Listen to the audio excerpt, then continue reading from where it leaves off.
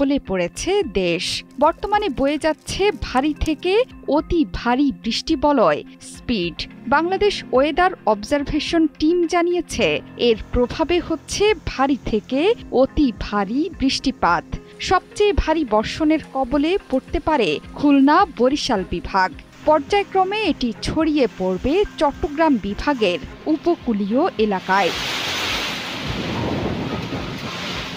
একই সময়ে উত্তাল হয়ে উঠেছে সাগর। আবহাওয়া অধিদপ্তর বলছে, পরবর্তী ৪৮ ঘণ্টার মধ্যে উত্তর পশ্চিম বঙ্গোপসাগর এবং তৎসংলগ্ন এলাকায় একটি লঘুচাপ সৃষ্টি হতে পারে। সে কারণে ওয়ালটন বিএলডিসি ফ্যান খরচ বাঁচে 65% পর্যন্ত। ওয়ালটন বিএলডিসি ফ্যান ছড়ায় স্বস্তির সবুজ হাওয়া। চট্টগ্রাম, কক্সবাজার, মোংলা ও পায়রা সমুদ্র বন্দরকে ৩ নম্বর স্থানীয় সতর্কতা সংকেত দেখিয়ে যেতে বলা হয়েছে। তবে এবারের